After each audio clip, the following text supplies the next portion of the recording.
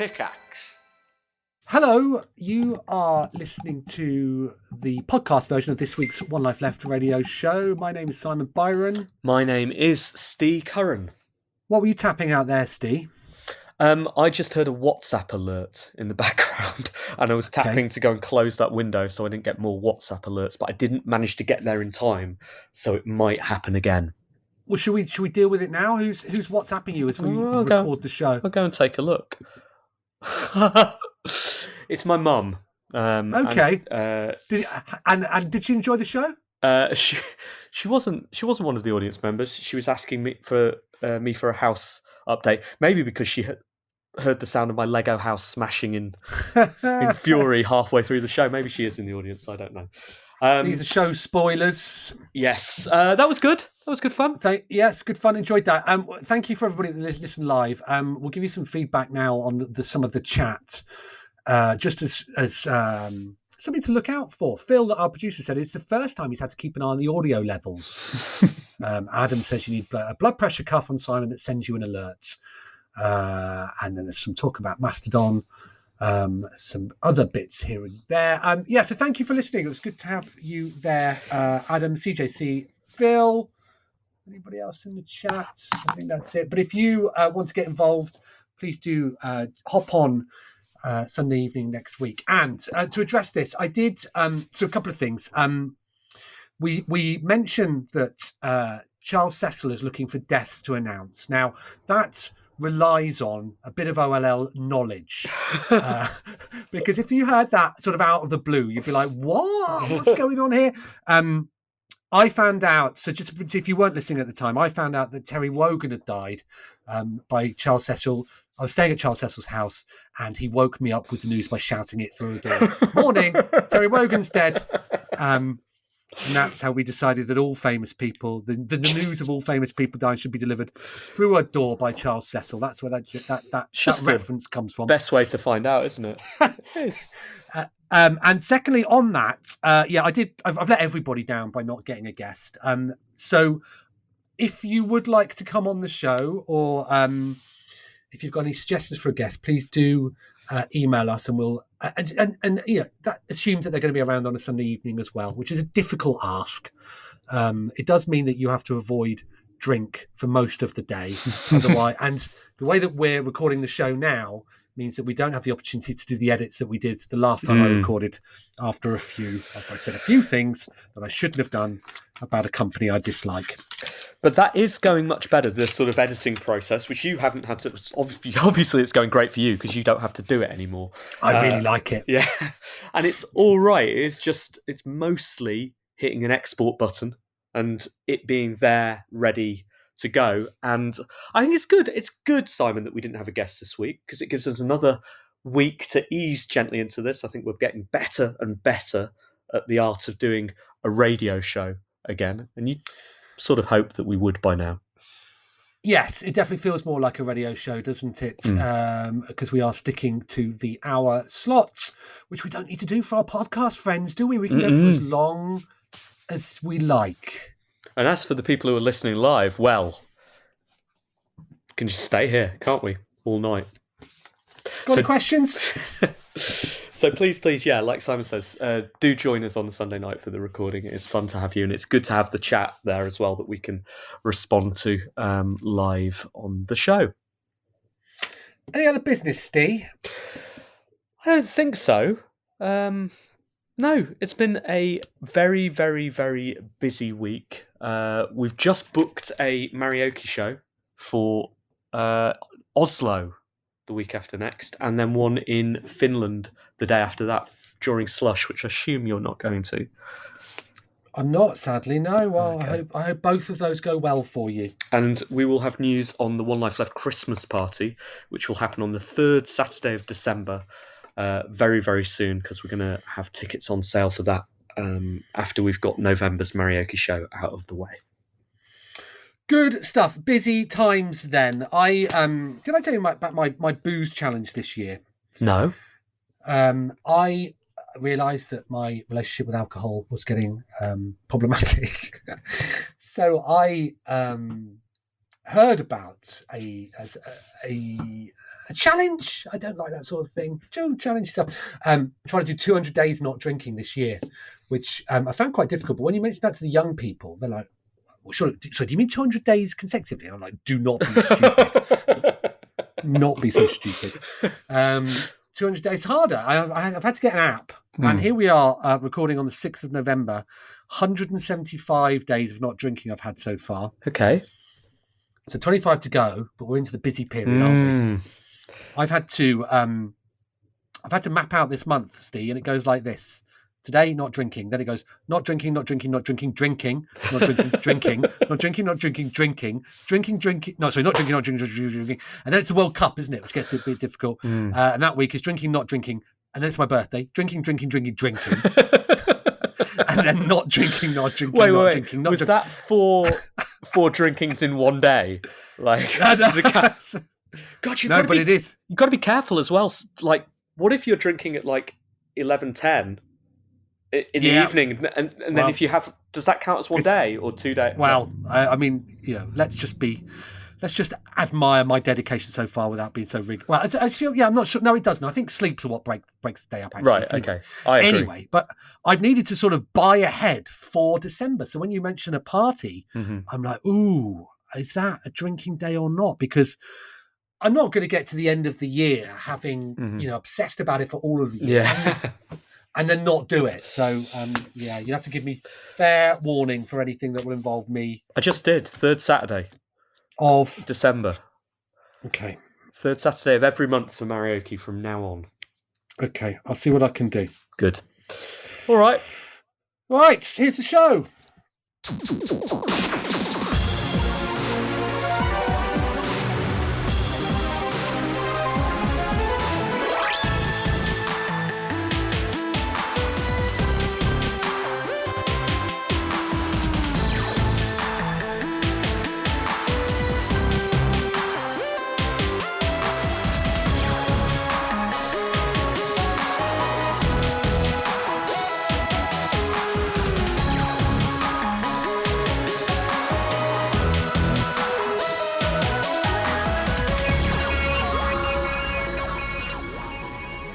Hello, good evening, and welcome to One Life Left on Resonance 104.4 FM. We're a video game radio show, and my name is Steve Curran.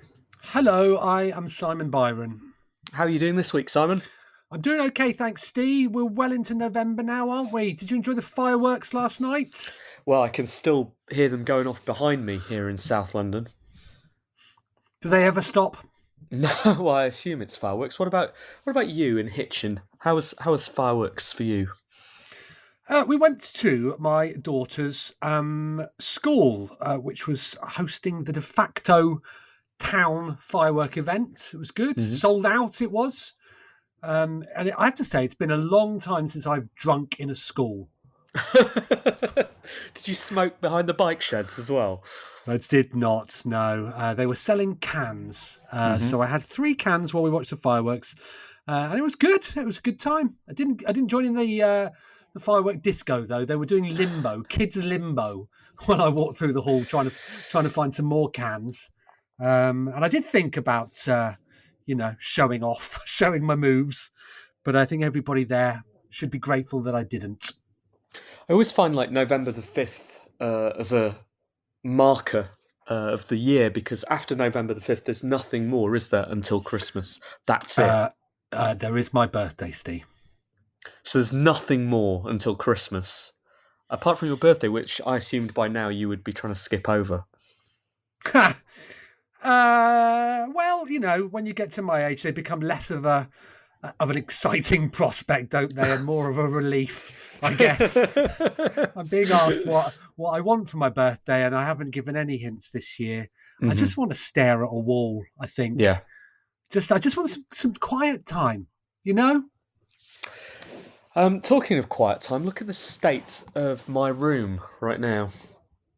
That is horrific. Is that a child's doing or an adult's? It's an adult's doing, Simon. So I've had some quiet time today, and Simon, do you want to describe what you just saw on my living room floor? It looks like there's been a murder in the Lego factory. Yeah, I've had the Lego out this morning. I thought, so my partner and my daughter went out for the morning, and I, for the first time in a long time, he was like, "What shall I do?" Wow. So I got the Lego down. Down from where? Down from the shelves that are up above you. Well, I say you. Obviously, you're not here, but I mean up above your head. If I turn you around, you can see they were up there. There's no Lego on those shelves. There isn't. It's all on the floor. The shelves are bare. It's all on the floor. What are you going to do? What were you doing? We haven't built anything. I have. Look, down there. Oh, okay. What is that? That is a 2-scale model of the new place that I'm trying to buy after the previous place collapsed. And I did this with the previous place as well. So, we listeners to One Life Left will know, about 4 months ago, we put in an offer on a place in London that is marginally bigger than my current 1-bedroom apartment, which is not suitable for me and an increasingly large and rowdy toddler. And obviously all of this will be good for the radio show, should it come through. It didn't, clearly, because 2 weeks or so ago, that one fell through. Now, I, at the time, built a model of Lego of that place and had to sadly disassemble it. How did you do that? Just with a hammer. Yeah. Really, I did it very carefully, and I've learnt nothing from my mistakes. So this morning I've been building a new model of the new place, and in 4 months' time, when I am thoroughly gazumped or whatever, look forward to taking that apart. You know how to have a good time, don't you, Steve? It really was a good time, Simon. No screens, just, the soft sound, that sort of ASMR feeling of brushing your hand through Lego. Don't screens pay for that house that you're about to buy, though? You shouldn't be dissing them. I'm not dissing screens. Obviously, I'm in love with the world of interactive technology, and thank you all so much for supporting my endeavours. No, it's nice to... You've got to take a break, Simon, a mental health break. Well, that's certainly true, given what I've been up to on a screen this week.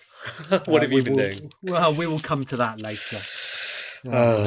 Spoil it. We don't have a guest, I'm sorry. I thought on and off throughout the week, I must sort that out. And then promptly didn't. I was going to, I did mean to ask Charles Cecil, but you know what he gets up to on a Sunday night, don't you? At the moment now, he's down shouting at the river that runs through York. He's a bottle in one hand, thumbing through the obituaries on Twitter just to see if there's anyone whose death he can announce tomorrow morning. Well, it will be the way that everything seems to be going, won't it? We should talk about that later in the show, because in the Twitter section. In the Twitter section, I want to find out how your move to Mastodon is going, Simon. I will keep you posted, Steve. Don't you worry about that. All right. Last week, where we also didn't have a guest, you hadn't done any news research either. I've got 4 stories for you, Steve.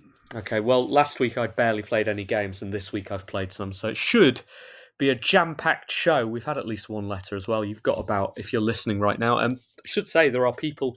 We're recording this on a Sunday night, as we have been doing since COVID, but now we can have guests. So if you are in the One Life Left Discord, you can join us. What was that? At my front door. There's somebody at my front door. That was the Ring doorbell. Do they not know we're recording One Life Left? I don't know who that is. Maybe it's Charles Cecil. We've got a guest rocking up. Yeah, I don't know what that is about. I'm going to turn my volume on that down. Apologies. But as I was saying, people who are around on Sunday nights can join us for the show now, watch us record it. They can do that by joining the Discord, and there'll be a link posted on Sunday night. So we've got, half a dozen people watching us at the moment. And if any of you have anything you want us to answer, there's plenty of time. And by plenty of time, I mean about 20 minutes for you to get your letters in to the Discord. Or if you want to come on the show, get on the link. You can literally be my guest. Have you posted the guest link as well? No, I don't know how to do that. This is your software, isn't it? All right. I'll grab the guest link while you're doing the first news story. One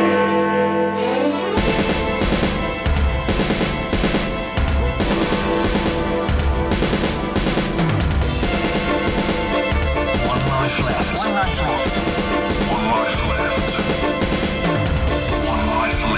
Video game news with Anne Scantleberry.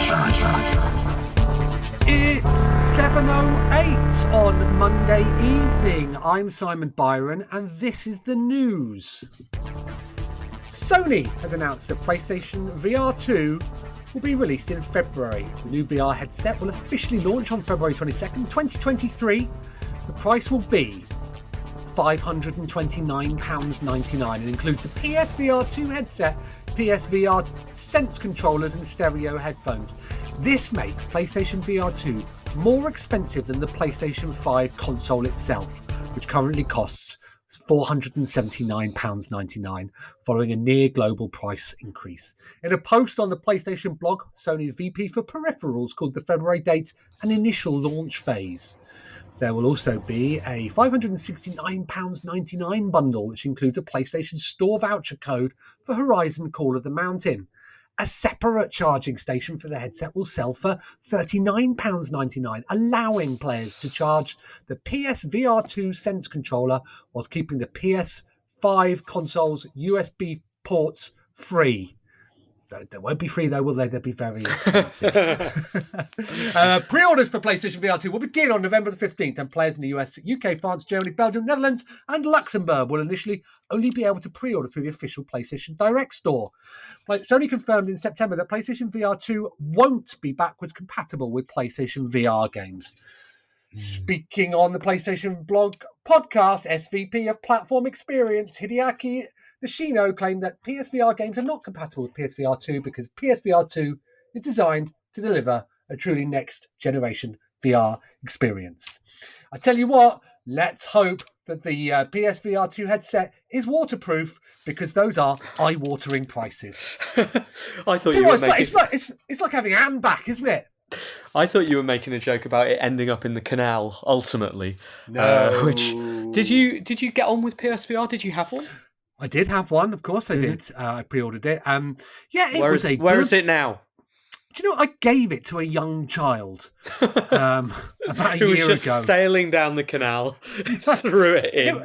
It was in the loft, and he'd got a PlayStation 4, and it was just it was just such a mess of cables and little boxes here and there, and plus that sort of separate issue where you had to go to Computer Exchange to pick up PlayStation Move controllers, and you had to have a camera as well. Compared to the simplicity of the Meta Quest, as we call it these days, it was just a headache. So no, I hadn't. I owned one. I didn't use it. I gave it away to a small child. So what are the improvements here? Presumably it's sorted out all of that cabling. Is it still tethered at all? It is tethered, I believe. I think it connects with one cable this time. And I guess the other improvement is that you don't have to go through that treasure hunt to find a PlayStation camera and the other controllers. So, everything that you need will be there for you. But still, come on, over £1,000 to get what admittedly sounds like a decent VR experience, but one in which I think is going to be, difficult to get into. Well, it's interesting, isn't it? Because that's also, what is the price of the new Quest headset? Do you know? That's over £1,000, isn't it? The Meta Quest Pro. I don't know. That's not for us, Steve. Isn't it? It's not supposed to be for us, no. Okay, all right. Because I was talking to someone, a friend who's got one on Friday night, and he was saying it was astounding, and I got quite excited about it. But apparently I shouldn't have been, because it's not for us. It's not for us, no. It's for business users, isn't it? Business VR people, so that you can all have meetings in the metaverse. I can do business. Phil, thank you, Phil, for being in the chat. And there's quite a lot of chat going on. Adam says, imagine jumping through 2 layers of limited availability to pay over £1,000 for a platform with all of 5 games. But Phil confirms that MetaQuest Pro is £1,499.99. Right, which is what Sony's will be after you've bought a couple of games as well. And the thing you need to charge it properly and all of that stuff. So, yeah, it looks nice. The controllers look much better than the Move ones. They look quite similar to the Quest ones. And yeah, I've no doubt there'll be some premium experiences, but they will also cost a premium as well. Yes, well, hopefully once this initial launch phase is out of the way, prices may start to come down. We'll start, if it comes out in February, by Christmas, perhaps the game will be bundled with the headset, etc. We shall see. I did enjoy PlayStation VR when I played it, and I'm a big fan of VR myself. It's just a lot of money for the we've spent over £11 on energy today, Steve. How much does the show cost us to record, do you think? Energy wise? Certainly more than the £7 we made last month. You're welcome. Who's doing news story 2? It's up to you. Have you got anything? Yeah, I've got something. Oh, I said I got something. I've opened the wrong tab. Here we go. Tell you what, I'm going to start the jingle again because I think it's already nearly run out. 1 second. There we go. Here we go. Activision Blizzard's esports leagues are being probed by the US Department of Justice. That's according to Justin Carter, contributing editor at GameDeveloper.com. Activision Blizzard's refusal to meet the Department of Justice request has resulted in a renewed investigation of the antitrust probe. A recent report from journalist Jacob Wolf shows that the US Department of Justice is resuming its antitrust probe of Activision Blizzard's eSport League for its shooters. This is the third time I've said the same thing, which says a lot about how games reports work these days, and also how One Life Left's news section works.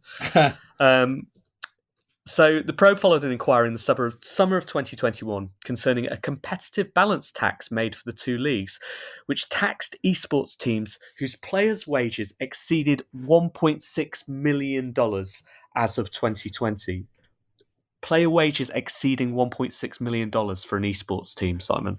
Crikey. We should get in on that, shouldn't we?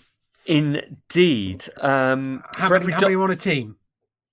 Well, it would just be me and you, wouldn't it? So that'd be $800,000 each. Come on. For every dollar spent past that amount, the team affected would pay double that amount to the league, which would then distribute it to teams that would exceed that wage limit. So teams effectively had this sort of balancing mechanic built in. But yeah, sounds like the Department of Justice didn't like this idea. I find this fascinating because I know almost nothing about esports, and every time I hear something about how huge it is and the amounts of money going into it, it blows my mind. Do you think, Simon, there's a world in which either of us could have been professional gamers if we'd taken a different path? That's a very good question, isn't it? Well, what were we? Have we ever been early to anything? So we were big on Google Bubbles or whatever that was. Yeah, we were. What was that called? Google Wave? No.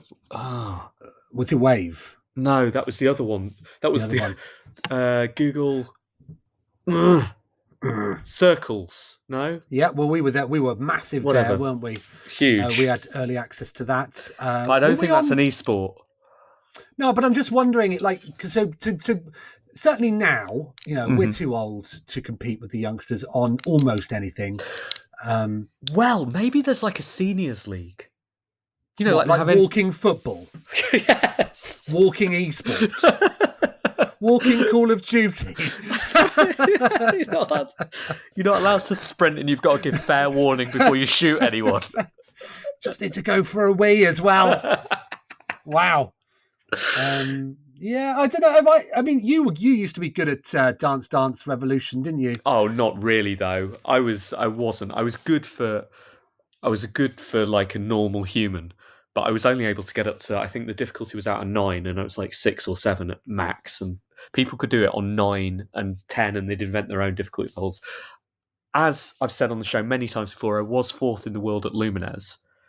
And I would still confidently destroy anyone I know at that, unless you're one of the top three, in which case probably wouldn't. It's a safe space for you here then, Steve, because I'm certainly not that. Of course, I was Sensible Soccer world champion. Mm-hmm. You were. And still am. Yeah, so that, maybe there is a world where I don't know what it would take for Sensible Soccer to become a esport. I guess we were just born in the wrong generation, weren't we, Simon? We've both excelled. We're just people out of time. Out of time. Do you think, after all this is over, after we've gone a few more birthdays, looked at a few more walls, and then, for whatever reason, there's only one of us left, and one life left. Ooh. And one life left, is no more. Do you think that people will, comb through the archives and be like, these guys were ahead of their time? Really, a new appreciation of what was the longest running radio show in the world. Well, my mother doesn't listen anymore, so I'm not sure I know anyone who listens. My wife does, so I have to be careful what I say. All right, next news story.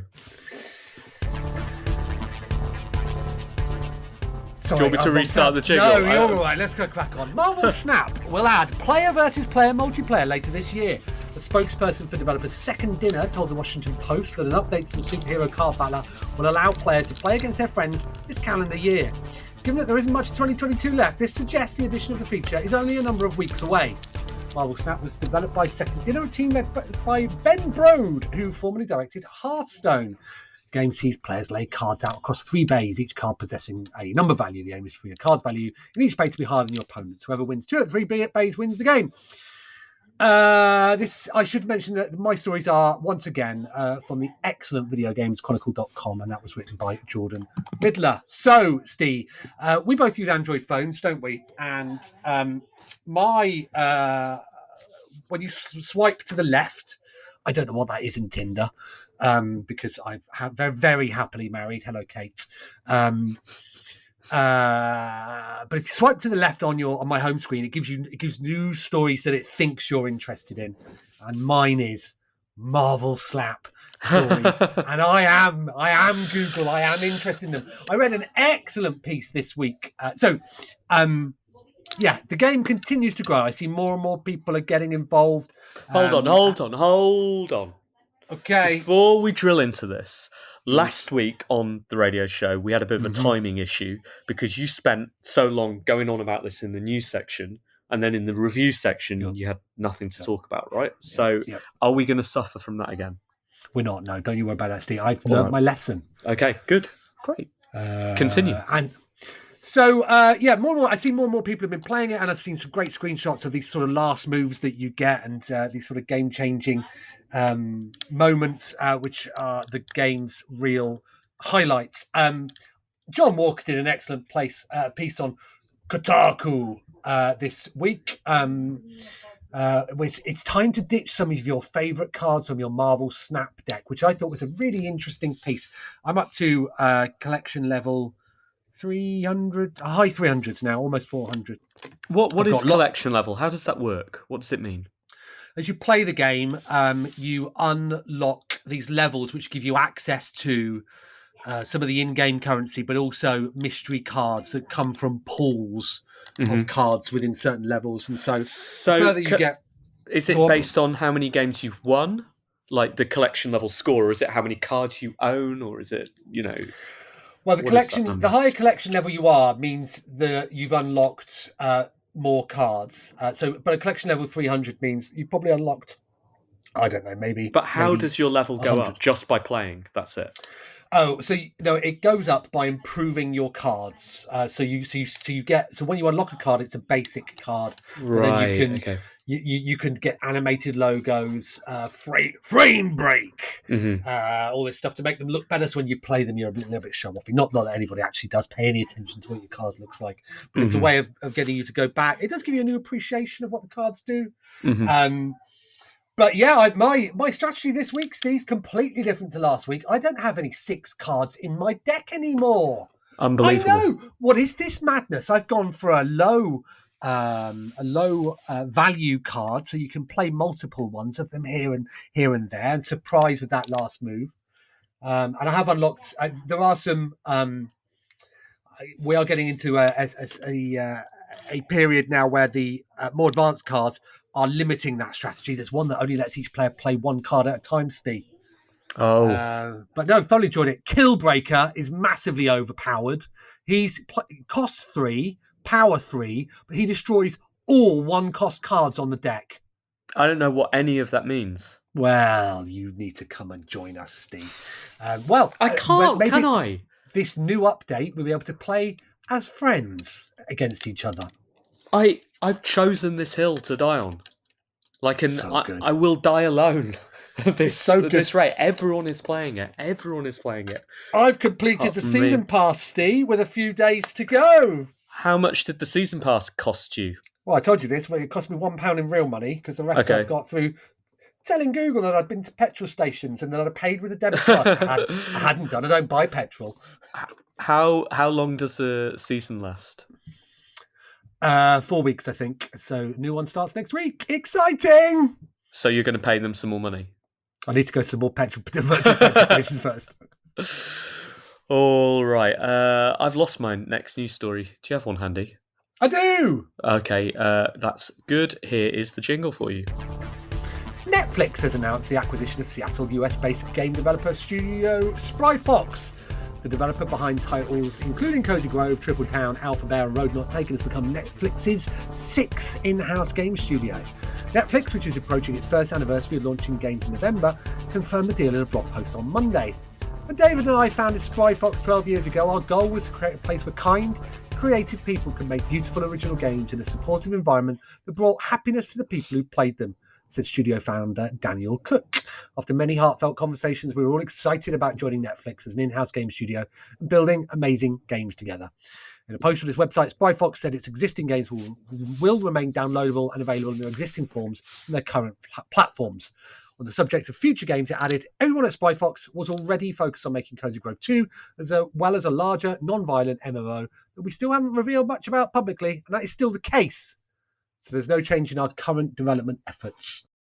How do you feel about that, Steve? Because they're a friend of the show. You, in particular, love their games. So much. I love their games. I love Dan Cook. I think he's the smartest, one of the kindest men working in video games today. All of the titles that you listed, I'm a huge fan of. I think all of their work is great. And so I guess I'm super, super torn about it. Because on the one hand, it's great that, this is obviously good for them as people. Super pleased for Dan Cook. I'm, in a sort of completely cold, I don't know, money way. They now have loads of money or access to loads of money. Theoretically, that's good as well. They can make this stuff with, according to Netflix and the stuff they were saying about taking free-to-play developers and giving them, taking the handcuffs of monetization off them, give them free rein to do whatever they want. But we know that's not the case. And we know what happens when conglomerates acquire studios, right? It doesn't always go well, because it always starts nicely. Oh, this is great. And always the founders of those studios say, this is great. It gives us the freedom to do what we want to do in the future. And, really happy to be working with this team. Often it goes poorly. And it terrifies me, really, because I love that studio. That's my fear, is that I don't like change. And Netflix will have a metric. And if that studio does not hit those metrics, whatever those metrics are, that studio will, be, something will happen to it. However, it is important to remember that just because something happens to a studio doesn't mean something happens to those people. And so I think on balance, it's good. If it doesn't work out, those people can always go and leave and form a new studio. Their talent remains. So, well done to them. Yeah, it continues to be a sign of intent, doesn't it? I think, when we originally thought about Netflix moving into game, I was certainly quite skeptical about its ambitions and its reach, but it has signed up some fantastic games and studios. I will say none of which I've played. Yeah, I keep meaning to work out how it works. I'm not buying Immortality because that's coming to Netflix soon. Your pen clicking, by the way, Steve, is. Oh, sorry. Just be careful. I mean, I know that you get agitated when Netflix buys studios. It wasn't pen clicking; it was Lego playing with like that. You see? So you're smashing up your previous. Oh, yeah, no. I've just had a text from my lawyer. It's all off. The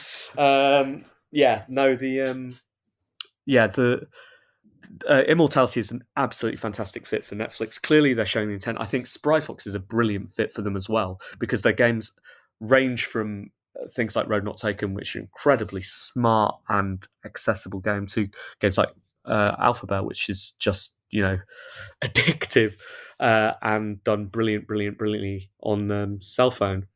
And it makes sense that they're making a non-violent MMO as well after Cozy Grove, and I'm sure that'll suit Netflix too. I don't know. I was looking at my Netflix account today and thinking maybe I'll unsubscribe because I can never find anything on there to watch. And now this has locked me in, and I suppose that's the game, isn't it? Adam asks in the chat, what's the gaming equivalent of an unexpected cancellation after 3 seasons? Or an expected cancellation, sorry, is what he's written. Well, I guess we're going to find out, aren't we? We will find out. Okay, I have a news story, which I've now found in my tabs. Hideo Kojima doesn't want his studio to be acquired, so quit asking, is the headline. From Chris Kerr on GameDeveloper.com. The subquote is, "Every day I'm approached by offers all over the world to buy our studio. Let me reiterate that we are indies. We have no affiliations whatsoever. We are not backed by anyone. Some of these offers are ridiculous high prices, but it's not that I want money. I want to make what I want to make. That's why I created this studio. So long as I'm alive, I don't think I will ever accept these offers," says Mr. Kojima. Well, you will when you're dead. Well, I think there's two things. One, I was like, right, this means they're going to be bought by the end of the year, isn't it? Yeah, by Netflix. Yeah, by Netflix. And secondly, the like really strong language in that until so long as I'm alive, I don't think I will accept these offers. Absolutely might not. Yeah, it's so that's funny. I don't have much to say about it because I'm not the Kojima fan here, but it strikes me that I wouldn't be astonished to see Kojima Productions being bought within the year. There's been some more strange goings on with him this week, hasn't there? And his leaked game. I don't know about this. Some footage from an unannounced game was all over the internet earlier this week, and it was filmed on a cell phone, pointed at the screen, and in the reflection of the screen, it's a man without his top on. Which man? Well, so there's skepticism about whether that man's real and whether actually it's been deliberately leaked, and that reflection that you see is a model from one of Kojima's games. Right, okay. It's all a bit much, isn't it? I mean, let's just go and buy him so we can understand what the hell is going on. Well, every day he gets an offer, apparently. Every day. Every day. How many studios are out there capable of buying? How many publishers are out there? Every day. Imagine what, if in the old industry newspapers, there used to be a section at the back, a day in the life of, where, people would make up what they're, I get up, I do some yoga, I drink, Hideo Kojima, get up, turn down new offers to buy my business. Check whether I'm still alive. If so, turn down offers to buy my business. Well, there we go. All right, do we have one more news story? We do, yes. PlayStation Plus subscribers have dropped by nearly 2 million users since the revamped service launched in June. That's according to Sony's latest subscriber estimates, which were published on Tuesday as part of its financial year Q2 results, the first full quarter since it launched the revamped PS Plus. Despite the revamp, PS Plus subs declined for the third quarter in a row. The total number of subscribers stood at 45.4 million for the 3 months ended September 30th, 2022, down from 47.3 million in the previous quarter. PlayStation Network monthly active users were also down during the 3-month period at 102 million, a decline from 104 million a year earlier and 103 the previous quarter. However, despite the decline in subscribers, Sony's network services revenue, which encompasses PS Plus and advertising, but not game purchases or add-on content, actually increased by 10% from 106 billion yen to 116 billion yen, which represents the best performance to date for a quarter. That means Sony's gaming division is making more money per subscriber than it was before, potentially reflecting the uptake of the more expensive subscription tiers introduced by PlayStation Plus. There we go, Steve. Is your subscription still active? Absolutely not. What's that sound in the background? Was that fireworks? Maybe it was here. I think it might have been. Okay. I was just about to say, I wonder what percentage of a user base's credit and debit cards lapse every month, and it wouldn't surprise me to find out that that's somewhere around what was it? Went down by 2 million from 50 million ish. That's the number one. Steve. Yeah, that's the number one sort of. I imagine reason for subscriptions lapsing. It's certainly what happened to my PlayStation Plus subscription. I just was like, I've got a new debit card. I'm not really using that. I won't update the details. I imagine there's a lot of people who are still on the previous generation console who have just gone, well, I don't even have a PS5, and the new PS Plus offering is geared around, it's not for me. So, Steve, you're so perceptive. There's an update in the story down after the fold, which says exactly that it's PlayStation 4 users that represent the biggest decline, and actually on PlayStation 5 they see a user. Subscriber levels remain at significantly higher than that of PlayStation 4. We are putting even more effort into accelerating the penetration of PS5 hardware to recover this user engagement going forward. Are you still on PlayStation Plus? I'm subscribed to the top tier. Oh, okay. How often do you use it? Do you feel you are getting value, or is this one of the services like my Netflix account that I just try not to think about? Yes, the latter, certainly. I got it was an extension of my, I think if you bought PlayStation Now credit and converted it, you got like a year's worth for quite cheap. We enjoyed playing Stray on it in the house. Dexter and Kate have played it. I've not played it yet. But that was a nice bonus and probably covered the cost of it. Yeah, remains to be seen whether I will be resubscribing. What are you going to tempt me with, Sony, to increase my engagement? I'm not going to tempt you with the Switch Pro subscription, which I immediately got and have barely used. Yeah, same. I've not even played the Mario Kart tracks that came out last time or the time after that, I think. So, yeah, I think I'm done with gaming subscription services. I think that I think there's enough stuff out there to not have more stuff shoveled at you. And still be overwhelmed by everything going on discount all the time. You can pick and choose. I think that's probably a better option. But I'll wait until someone tempts me with subscribe this month and it's £1, and then forget about your debit card, and 5 years later it'll lapse. That all the news? That's all the news. One Life Left video game news with Anne Scantleberry.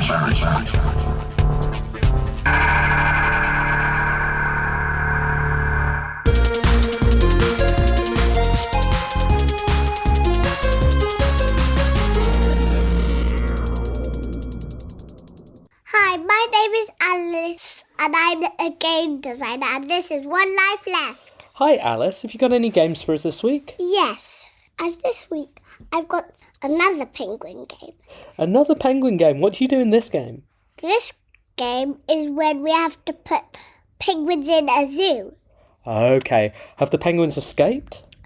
No, because we close it so the penguins can't get out. So in this game, you have to put penguins in a zoo. Where have the penguins come from? Africa. Okay. Africa and Asia. Why are you trying to put them in a zoo? Because they want to be friends with a tiger. Right, I see. So the penguins want to be in the zoo. Yeah. Okay, so how do you catch the penguins? By getting them from the ocean. Because penguins, they like to live somewhere cold. Yes, of course. What do you use to catch them? A net. So you run around, you catch these penguins to put them in a zoo so they can meet a tiger. And then the tiger will eat them. Why do the penguins want that to happen? Because they like it. All right, is that the end of the game when that happens? Yes. And that's all the games I've got. Okay. And next week I'll have some more. All right. Thanks, Alice. I think it will be 7 out of 10. There we go. Feature 2 from Alice and Simon. I've got another one in the can as well. So this Well feature is done. set to run and run until next week. And then we'll see if I can persuade her to record some more. It's very good. I was thinking, so I was admiring your commitment to the show by pre-recording features. And I thought I should probably do one. But then I realised that it would so the idea that I was going to do would absolutely mimic Alice's. But I thought maybe you could combine the two, because what I was going to do was try and do overheard conversations at Sega when they discuss making their super game. And I thought, actually, you should just rebrand Alice's feature where we imply that she's the Sega exec making a super game. Very, very, very good idea. All right, I will see what I can do. I think it's time for the letters. Email, messages, and forward BCC. One Life Letters. Thank you for your letters, which I think mainly on Discord this week. Zubair writes, "Dear Team and SSG, OLL is becoming my favourite parenting radio show that sometimes talks about video games. I was wondering what video games sum up parenting in a short sentence. For example, I have learned that parenting is about staying alive for as long as possible. What lessons could we learn from F-Zero or Advance Wars? Love the show, Zuma."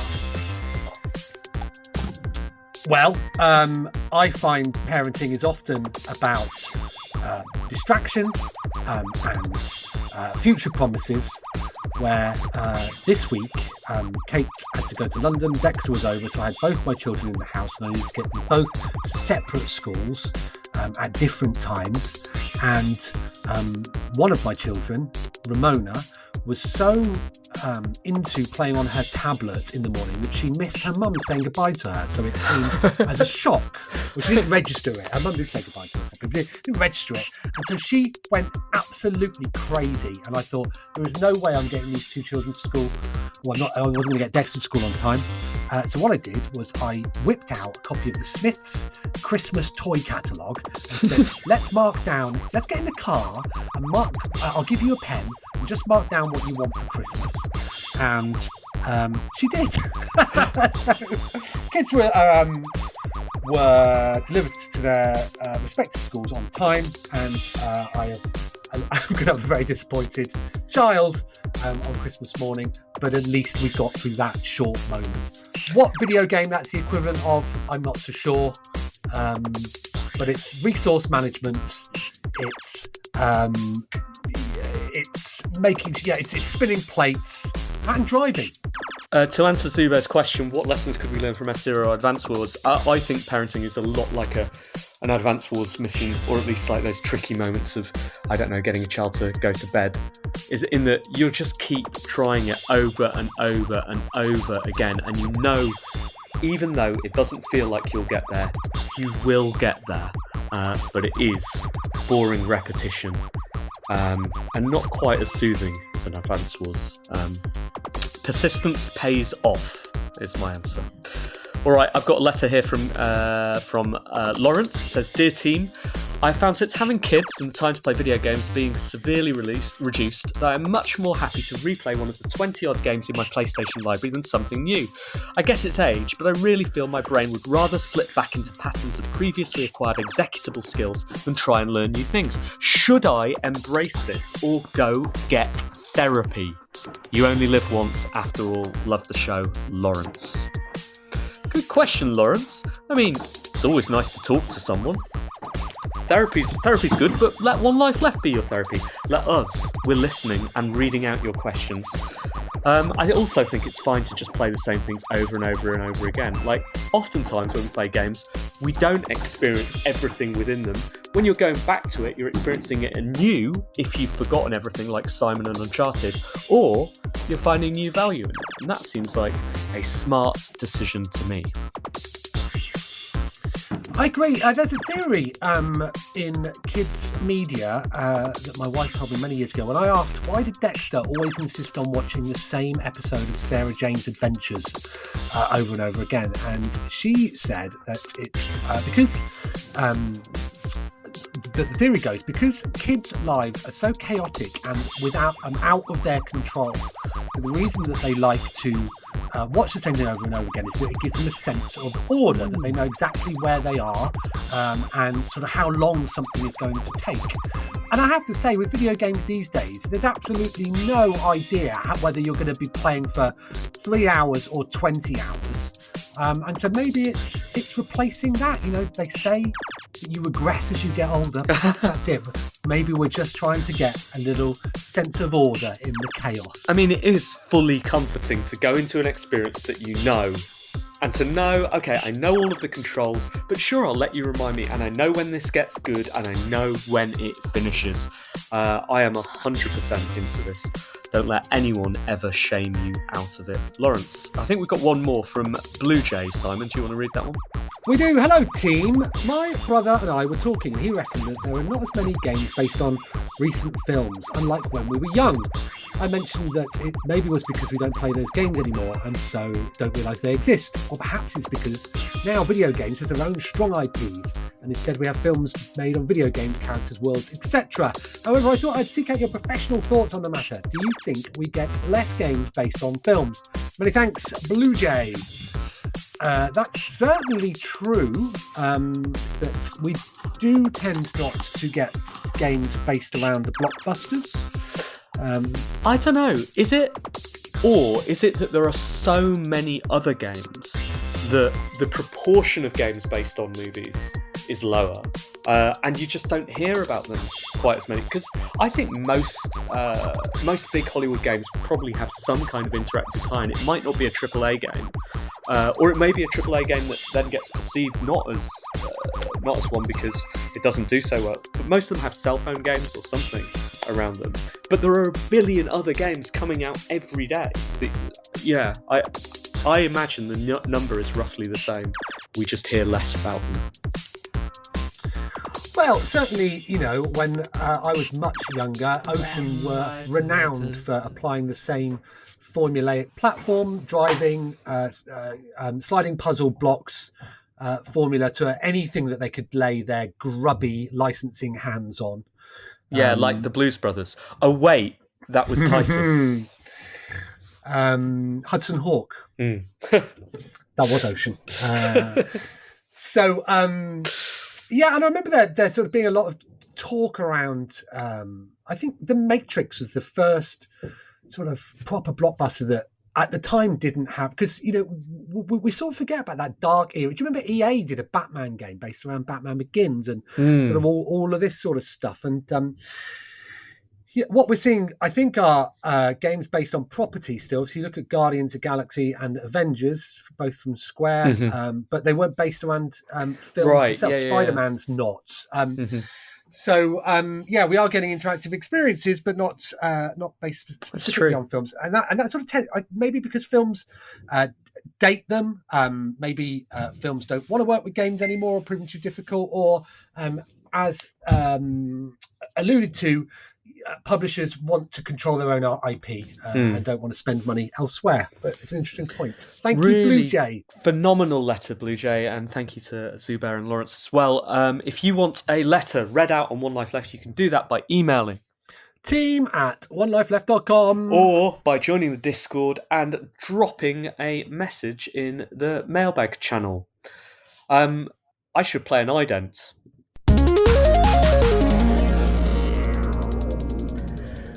You're listening to One Life Left on Resonance 104.4 FM, the greatest radio station in the world. You can also find One Life Left at www.onelifeleft.com, where it's a podcast.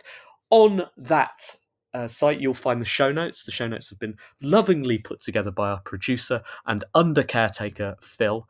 And in those show notes, you'll find a link to the Discord. You can join us there to talk, and you can join us there to get the link to listen to One Life Left live as we record it on a Sunday night. I prefer this system, Steve, I have to say, although I did just a moment ago have a sudden moment of panic where I don't remember the show starting. Because did it do the countdown? Yeah, it did. And then we did the theme, and then yeah. I mean, and here we are now. So I guess it must have done. It's all a blur, isn't it? This is our 17th year of broadcasting. You expect things to run into each other a bit, like. Cool. We were going to talk about Twitter. We were going to talk about Twitter. How are you feeling about the platform right now, Simon? Well, I don't know what to think at the moment, so I'm letting other people speak for me. I'm watching lots of people panic. Wrongly, I think, and that's easy-ish for me to say. A lot of people seem very concerned that they feel that their identity and worth isn't somehow tied to their Twitter following or what have you, and I think that's not particularly true. So I hope that's not the case. For any listeners, there's lots of talk about going elsewhere, and again, I can't even pronounce them nor spell them, the ones that everybody's talking about. And certainly I saw a tweet yesterday where somebody posted a helpful explainer about what to do on Mastodon, if that's what it's called, and it was 4 or 5 boxes with lots of text in them. Read this. Explaining very simply what happens. And I'm like, that doesn't sound like fun to me. I found it bewildering. And also it was presented to me on my Twitter timeline quite gently, as in, I thought this might be a helpful explanation of Mastodon, because I know it can be quite overwhelming for people. And I was like, good, this is going to be useful. And I was like, okay, I'm not doing that. I'm not going to stay here. Stay here. I'll stay as it burns down around me. I'm going to just stay on Twitter for now. I created a co-host, and I'm sure no one's going to use that because I managed to get Stee at co-host. Oh, well done. It's nice to be, be Stee in some ways. I am really enjoying one particular publisher who according to Twitter audit, many years ago, paid for fake followers on Twitter, and you can check out their handle, and so used that early on to boost their presence. Is now moaning about not having a blue tick or having to pay for it, and you're like, I think you might be part of the problem here. Yeah. Well, we're going to see what happens, aren't we? I'm not too worried about One Life Left and it's losing its social media cachet via this, and maybe we'll find it again on. Maybe we should start a Mastodon instance. Can we do that? I was thinking genuinely of getting a blue tick. I mean, just for fun. You might as well in the last day. Just it's just fun. $8. Exactly. I mean, all you need to. Presumably, you can pay for it by visiting some petrol stations or something. Exactly. You'll be there. All right. Let's do the reviews. Simon, what have you been playing this week? Well, Steve, I'm really, really, really pleased to report that I have finally finished Uncharted 4. Congratulations. I would like this to serve as a permanent record that if I ever decide to play Uncharted 4, because I don't think I've played it previously, I want you to snip this recording out, play it back to me and say, but Simon, you had an awful time. And there were moments when you were playing it recently when you genuinely thought, this is the worst game ever made. it must contain some sort of ancient curse that makes you forget about it almost as soon as you've completed a level, because this is definitely the second time. Who knows? It could be the third or fourth time I've played it, because it seems to just erase itself from your memory, and for good reason. I mean, look, putting to one side that it is incredibly accomplished from a technical point of view. Actually, from a gameplay perspective, it's no better than a real-time Dragon's Lair. The number of times where the game has suddenly gone grey and someone's gone, Nate! Because you've taken one wrong turn, or you've driven somewhere off a mountain, or you pushed a button that the game assumed meant you wanted to jump to your death. Well, that's what Simon wants to do. He wants to jump to his death. That may be true, but certainly not while I'm playing Uncharted. Do you know what? I think a better comparison than Dragon's Lair would be Rick Dangerous. Or absolutely, Prince of Persia maybe as well. 100, because true. It conceals those moments by having some semblance of a kind of boring gameplay between those moments, which just murder you, and you couldn't have anticipated. It has, exactly. It has those instant deaths if you take one false turn. It has these ridiculous driving bits that are where you're controlling a sluggish Jeep, and yes, it's beautiful, but they serve no purpose than just to make the game last longer. There are quips all over the place. Shut up, Nathan. Oh, you jump into some water and you go, ooh, refreshing. You don't have to say anything. And then you get off some. There's a huge set piece which is spectacular and fun in the moment, and then you go, crikey, what's next? And it goes to a flashback sequence where you're breaking into an old woman's house as a child, and that has instant fail moments where if you get caught by the police, you're like, you didn't get caught by the police because this is a flashback moment. So how can I fail that? It has logistical inconsistencies where having again slid out of a building and swung on a rope round huge exploding things, you cannot jump over a rock that doesn't go above your knee. There's a moment where you get separated from your companions because one of you is on a wall. And you're like, you've got this rope thing you've just used all over the place. Worst of all, there's a moment in it where you play Crash Bandicoot, a nod to Naughty Dog's early work, of course, and you're like, oh, okay, that's fun. Crash Bandicoot was always a bad game. The perspective of running, where you're running into the camera, has never been fun. But you sort of get through it in Uncharted 4. But what you don't realise is that it's not an Easter egg. That's foreshadowing, because there are moments towards the end of Uncharted 4 where it literally becomes Crash Bandicoot again, where you're running towards the camera with a Jeep behind you or what have you, and you're like, oh, come off it! I do think it's the worst game I've ever played. 7 out of 10. Do you think anyone's told Naughty Dog that those Crash Bandicoot moments, that Crash Bandicoot in itself, are bad? Because maybe they just think it's good to run towards the camera. It's not. It never is. It's really not. It's never been good. It's always been the worst thing. Very, very, very bad. Good review, Simon. I've been played a puzzle game called Railbound. It is... Oh, I love it. Really charmingly put together. I love it. Yeah, beautiful, just slick. Construct the rail lines to get the carriages of a train to the right place, and then the train can set off.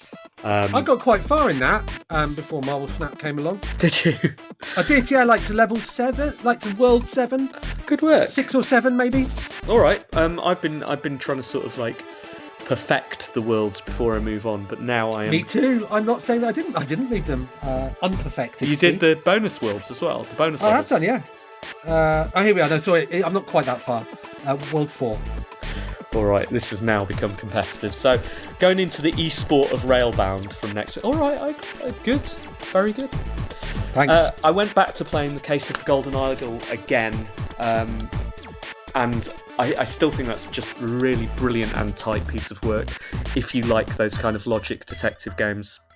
Both of those games actually very, very similar to like pen and paper puzzles, almost like newspaper puzzles, which I will come on to in 1 minute once I finish my final thing, which is I played Hyper Demon, which is the game all the gaming hipsters were talking about, the new game from the guy, well, it was new at the time, a couple of months ago, from the guy who made Devil Daggers, that fast-paced, beautiful shoot 'em up.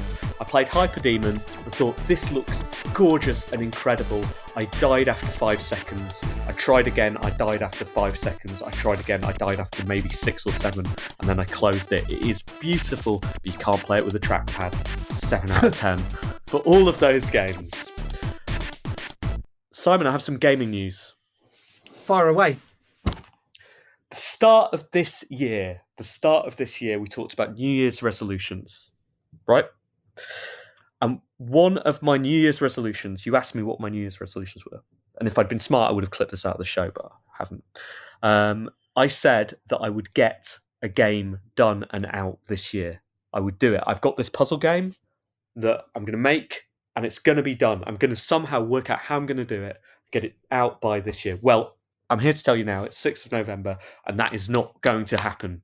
Oh, Steve. But, as of the end of last week, I've worked out where it's going to go. I've worked out how I'm going to do it, and Coda is going to start work on it tomorrow. I have a meeting about it tomorrow morning. I have an artist, I have an audio person, I think. And it's going to happen. It's going to happen within Congratulations. 6 months. You and the listeners to One Life Left will be able to play my new puzzle game. And that is a promise that this time I'm not going to go back on See You in 6 months for another update. Congratulations. Well, I look forward to that. Thanks. Super excited. That's the end of the show, though. It is the end of the show. Brilliant. What a bombshell. Yeah, what a bombshell. Thank you so much, Simon. It's been super fun again. Cheers, Steve. Until next week, everybody, we've been One Life Left. Goodbye. Goodbye.